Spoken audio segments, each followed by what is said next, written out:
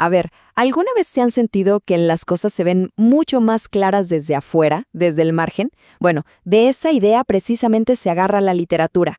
Hoy vamos a meternos de lleno a explorar cómo la mirada del forastero, de esa persona que no encaja, se convierte en la herramienta más potente para criticar y sobre todo para entender el mundo en que vivimos. Y Noé no es el inicio de ningún chiste. Lo que une a un náufrago, a un insecto gigante y a un poeta es que todos son outsiders, son forasteros. Y es a través de su perspectiva tan única que la literatura nos obliga a ver nuestro mundo con una claridad que a veces es brutal, a veces incómoda, pero que siempre, siempre revela algo importante. Bueno, arranquemos con el que podría ser el arquetipo, el abuelo de todos los forasteros, Robinson Crusoe, de Daniel Defoe. Es la historia de un tipo que lo pierde absolutamente todo, queda totalmente al margen de la civilización, ¿y qué hace? Pues nada menos que recrear un imperio en miniatura a su imagen y semejanza. Imaginen la escena. Crusoe es el forastero por excelencia. Está completamente solo y tiene que echar mano de todo su ingenio, no solo para sobrevivir, sino para dominar un entorno que le es ajeno. A simple vista parece la clásica historia de aventuras, un canto a la autosuficiencia humana, ¿no? Pero ojo, que debajo de esa superficie hay mucho, mucho más en juego. Y aquí es donde la cosa se pone realmente interesante, porque este forastero no solo se adapta, ¿qué va? Él conquista. Crusoe no se limita a vivir en la isla, no. Él la reclama, la mide, la organiza y la somete. Se convierte básicamente en un microcosmos perfecto de la mentalidad colonial de su época. Y fíjense en cómo lo hace. Él no crea un mundo nuevo desde cero, para nada. Lo que hace es copiar y pegar el mundo que dejó atrás. Organiza la isla con sus reglas, le enseña su idioma y su religión a Viernes, el nativo al que rescata, a quien por cierto le pone nombre como si fuera una mascota. No lo trata como a un igual, sino como a un súbdito en su pequeño reino personal. Lo fascinante de Crusoe es que es un personaje que está como parado entre dos épocas. Por un lado, es el hombre de la Ilustración en estado puro. Todo es razón, orden, método científico. Pero por el otro, ya se le asoman rasgos del héroe romántico, el individuo solitario que se forja su propio destino frente a una naturaleza salvaje e imponente.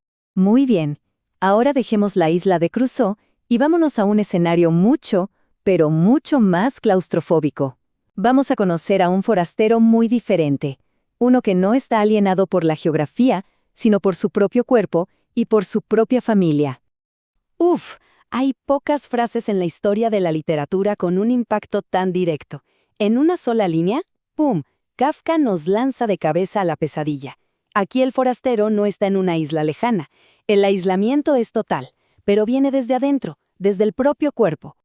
Lo que le pasa a Gregorio es existencialismo puro y duro. De un día para el otro, su vida ya no tiene ningún sentido. Y se enfrenta a esa pregunta terrible. Si ya no soy quien era, entonces ¿qué soy? Lo peor es que su sufrimiento no tiene un propósito, no sirve para nada, simplemente es. Y en esa absurdidad está toda la angustia de su nueva realidad. Y aquí viene el punto crucial. El valor de Gregorio como persona estaba directamente ligado a su utilidad, a su capacidad para trabajar en una sociedad capitalista. En el momento en que ya no puede producir, en que deja de ser el proveedor, se convierte en una carga, en un parásito. Y su familia, poco a poco, lo va borrando, hasta que su muerte es vista como un alivio. Durísimo. Y de la claustrofóbica habitación de Gregorio saltamos a una jungla, pero una de concreto.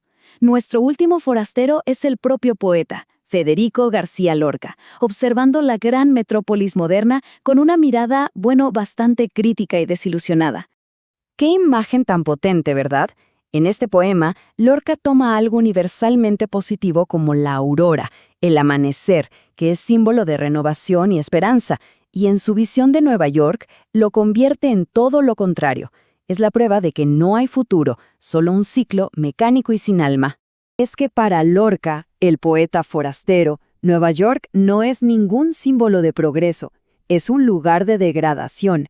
Ve un paisaje inhumano, de columnas de cieno y aguas podridas, un sistema que se come a los niños con enjambres de monedas. Su crítica es un grito contra una civilización que aplastó la naturaleza y que cambió el espíritu humano por el materialismo. Ok, Ya vimos a Crusoe en su isla, a Gregorio en su cuarto y a Lorca en Nueva York.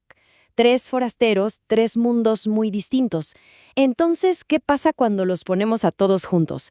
¿Qué nos revela esta progresión de la mirada del forastero? Lo que vemos es, en realidad, una evolución de la crítica misma. Con Crusoe, partimos de la ambición de dominar el mundo, muy en línea con la era colonial. Después, con Kafka, la lucha ya no es por dominar, sino por soportar la angustia de un mundo moderno y absurdo. Y finalmente, con Lorca, ya no basta con soportar. Ahora hay que denunciar ese mundo deshumanizado. Al final, de eso se trata, ¿no? El forastero literario es como un espejo gigante que se nos pone enfrente. Crusoe, Gregorio y Lorca no son solo personajes, son el reflejo de las ansiedades, las injusticias y las contradicciones de su tiempo. Y es por eso que sus historias nos siguen pegando tan fuerte hoy, porque en ese espejo, de alguna forma, también nos vemos. Y todo esto nos deja con una pregunta flotando en el aire. Si la literatura nos ha enseñado una y otra vez que la perspectiva más honesta viene de quien está afuera, de quien no encaja, la pregunta es, ¿a quiénes no estamos escuchando hoy? ¿Qué historias desde los márgenes de nuestra propia sociedad tienen la clave para entender el mundo que nos tocó vivir?